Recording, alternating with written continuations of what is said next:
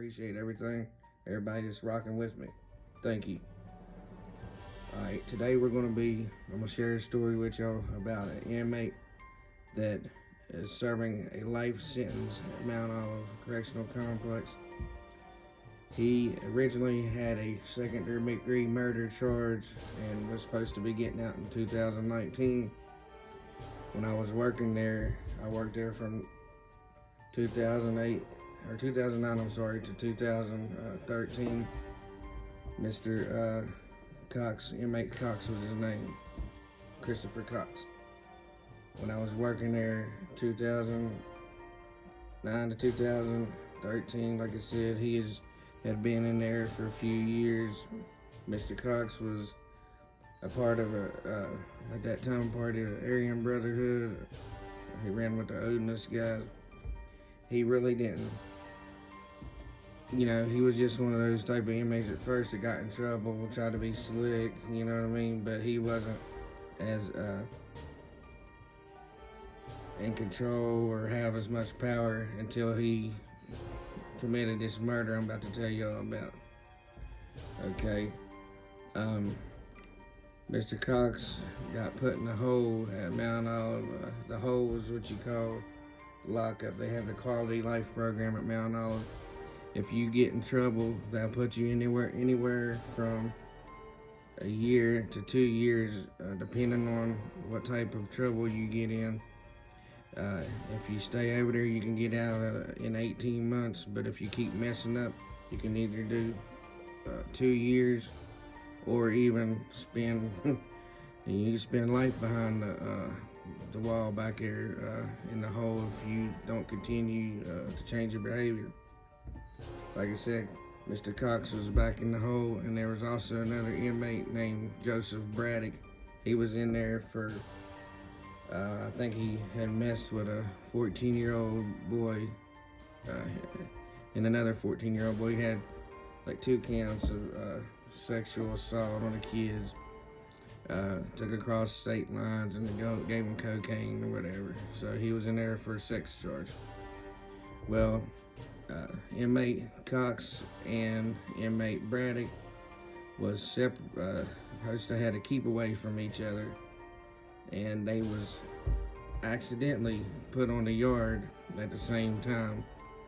I don't know if it was new officers' failure to check the board on the panels, and they dropped the ball, I guess, and put the wrong inmates out on the yard. I knew pretty much all the officers that was involved. I'm not going to say their names. I also knew both inmates. But on this particular day, Mr. Cox and Mr. Braddock was on the same yard. They was out there for approximately 45 minutes until they was told that the wreck was up. So when the wreck was up, the COs started calling them off the yard. The first inmate they called off the yard was Cox. Was the inmate Braddock. Well, Braddock was called off the yard, so he starts walking towards now there's a cage. You got to go in and strip out, like take all your clothes off, let them search you, and then you put your clothes back on, and then they escort you handcuffed and shackled back to your cell.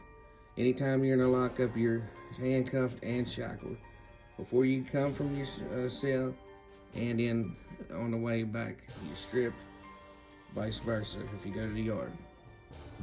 So Mr. Cox, by court documents, everything I tell you on here, I'm not snitching, it's court documented. There's two stories. The state, the officers claimed that Mr. Cox was the aggressor, that he went up and started attacking Braddock, knocked him to the ground, started stomping him, kicking him, punched him twice, and then knocked him to the ground and started kicking him in the head. Well, inmate Cox, the COs ran over there, but they wasn't allowed in the yard. So they tried to spray inmate Cox through the bean hole, which is they got in that cage, and they sprayed to this little slot where you slide your clothes or your food in there when, you know, it's just a little square slot. So they tried to spray him. Cox pulled Braddock away from the spray and kicked him in the head approximately 9 to 10 times till Mr. Braddock went unconscious. And he continued to kick him in the head while he was unconscious. Alright, so now here's the inmate's version. Christopher Cox and several inmates, which they did not, at trial, they did not bring the inmates to the courtroom. They did it over video, which made Cox and the inmates look worse because they're not in regular clothes, they're shackled and orange, they're handcuffed, so they look.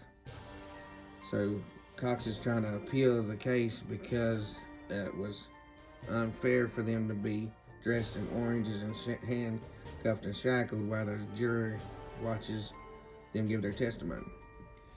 But the inmates testified that Braddock spit in Cox's face. Then he told Cox that told him how you want to eat steel. So that means he was wanting. He asked him, "You want to eat steel, motherfucker?" He was asking him, "Did you want to get stabbed with a knife?" So Cox claimed there had been 4 or 5 stabbings on that yard in the past month or two. So Cox said he had to kill him. It was either him or kill or be killed. Cox stated that the COs is not going to help you in this situation. You either save yourself or you die. So Cox grabbed the guy, knocked him out, and stomped him in his head and stomped the life out of him. Okay, after the incident happened, they pulled everybody off the yard, sprayed Cox. Cox got handcuffed, took him back to his cell. After that, they got medical attention to Braddock, which was probably, a 20-minute. You had to get all the inmates off the yard so that they could get ambulances people in there, get medical in there so they'd be safe. So after they put all the 6 or 7 inmates up, which takes time, then they went out there in the yard and got Braddock.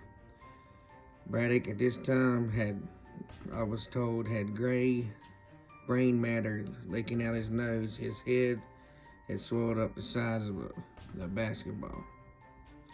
Alright, now a friend of mine, which was a CO at the time, he did outside duty, and he sat out there with Braddock. They kept him on a breathing machine for like 2 or 3 days till his family got there and viewed him. Eventually, his family pulled the plug and he died. But the CO friend of mine told me when they brought the X-ray back to when they brought the X-ray back and the doctor showed the family and showed the officers what his X-ray looked like. He said it was like puzzle pieces. His skull was in a bunch of pieces where he had stomped him, and the cause of death was ruled physical assault, severe physical assault. And like I said, he beat him and kicked him, beat him so bad that it busted his brain all up, and that's why the matter was leaking out his nose.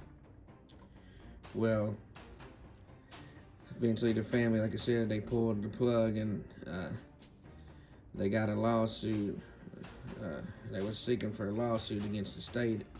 I don't know whatever happened with that, but I know that they was in the process of suing them. But a few days later, they kept inmate Cox locked down for 72 hours before he could come out of the cell, which is roughly like 3 days before he could shower. I think he got 1 shower after like 72 hours. He was locked down for about a week in his cell before he could do anything. But he ended up going to trial and got life without for it. But I seen Cox a couple of days after that, and I asked Cox, I said, "Damn, man," I said, "Man, you did that boy in, did you? You did him pretty bad." He said, "Yeah, Gore," he said, "I West Virginia Mud Stomped his ass." And I said, "What?" He said, "Yeah, I West Virginia Mud Stomped his ass." He said, "I had to." And I don't know if he was taking it as he had to out of where Braddock disrespected him and spit in his face. But the other inmates testified that Braddock had spit in Cox's face, and also two inmates testified that Braddock had tried to pay them $5,000 to kill Cox. And inmate Keith Lowe was doing a life sentence. He testified that he did hits for Braddock before, beating people up and stuff. But that was one of the stories that I got to share with you guys of one of the incidents from Mount Olive, the murder of Joseph Braddock, and he got West Virginia Mud Stomp. So like I said, these videos here are to deter, to keep kids, as a scare tactic, to keep kids from going down that route. You don't want to be in a situation when somebody's trying to West Virginia Mud Stomp your ass, guys. That inmate sat there, literally lost his life in front of 5 COs. The COs could not help him. They wasn't qualified. They shouldn't have been down there. They cannot help him. They had to watch him. You think that? Just think what that does to a person's mental, and they've never seen somebody killed before. The COs watched a man get beat to death. One of the guys, I'm not going to mention his name, but one of the COs that was joking about it up there, and one of the COs, he took offensive that, seen the murder. He said, "Ain't no fun," because people was talking about him being a child molester, and this guy got mad, the CO got mad. He said, "There ain't no fun in watching a man get beat to death. I don't care what type of crime he's did." And I respect that. So yeah, like I said, that dude's got a good heart, and he didn't get desensitized as some of these other officers did. But like I said, these videos is for kids to watch, even young adults to watch, to stay out of trouble. You don't want to get in this situation where you don't get to go home and see your family ever again. These guys are dangerous. There's some that should be in mental hospital for the rest of their life that should not even be around other inmates. That's how dangerous these guys are. You need to stay in school, graduate, find you a job, a trade, or go to college and better yourself, guys. Stay away from drugs. Stay away from alcohol. If you do decide to do alcohol, wait till you're responsible enough, and do not drink and drive, guys. These videos are here to help us all. Like I said, I'm Jared Gore. Like, subscribe, ring that notification bell if you want to hear another videos by me. Go watch my friend on Blood on the Razor Wire. Watch my interviews over there. Go watch Life in Prison, Zach. He's a really good YouTuber. He's out of West Virginia. He'll even tell you the story about Christopher Cox. He's got another story about him. He's called Slim. But like I said, go like, subscribe to my channel, and there will be more videos. You kids, keep your head up, stay in school, off the drugs. Thank you. Blood on the Razor Wire. Go check it out. Check out my channel, like, subscribe. Thank you, guys. Both sides of the fence.